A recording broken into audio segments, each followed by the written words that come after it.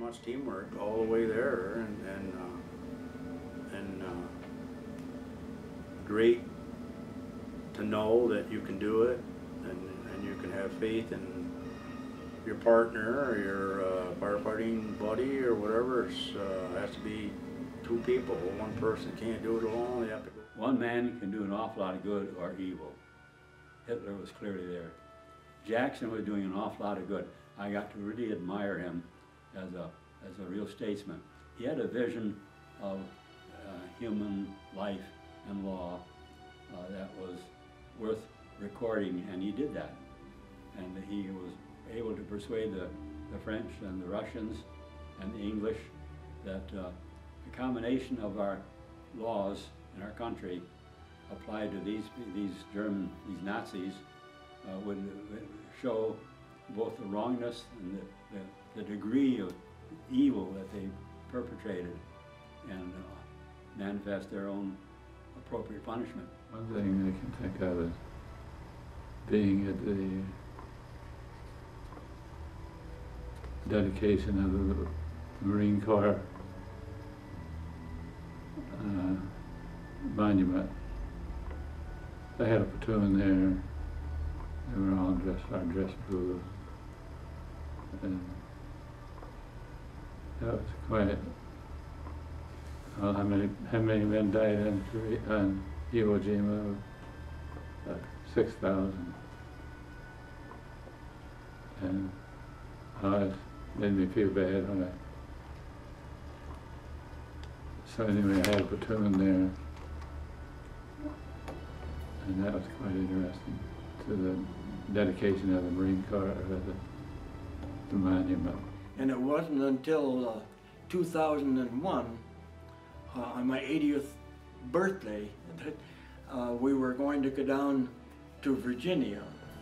And all of a sudden, I thought, geez, seems so, it's about time my kids knew what went on. So I did start talking to them about it, and all of them, why haven't you told us this before? And I said, because as far as we are concerned, nobody gave a darn. I mean, they didn't have any idea what went on, what we did, so I said, well, so you're home, good, you know, like you're coming home from a job and have your supper and go back, you know.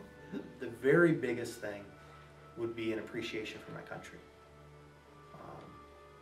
You know, knowing that at any point while I was active or the 4 years inactive that followed, I could be called up and required to put my life on the line for my country. And that's pretty sobering. Three basic things: training, leadership, and caring. And if you train them hard, you train them to standards, you lead them from the front, and you care about them, you can turn a unit around. I love the military. 20 years. I enjoyed every minute of it. It was so satisfying. I got my education through there. Had 2 years of college when I went in. Went to Monterey, got my BA degree in international relations and foreign affairs. I got my master's degree in business from Central Michigan University while I was in the Army. I mean, the educational opportunities were really great. The biggest lesson was humility. You can get all the awards and medals you want.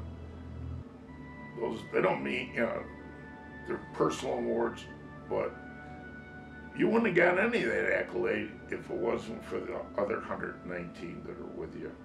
Or if you go back to the old boats, 45 of us. And you are part of a team. There's no, like they say, there's no I in team. But in the military, they teach you, this is how it is, and you gotta adapt. And you're gonna meet all kinds of people throughout your life, and they may be different because you never moved out of your town, which happens to a lot of people. Mm-hmm. You move out, and you learn that there's different cultures to be learned, and the military teaches that. You know, I learned management skills. I learned how to talk to other people of different nationalities, different ages. And now I work for, I'm a DA civilian.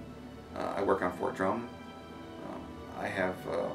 I'm actually in charge of the majority of my workforce that work for me. They're 10 years my elder. So it worked out. You know, the training and the schooling, it helped a lot. The road's not easy. You have to, and don't get me wrong, I'm a better person I am today than I was years ago.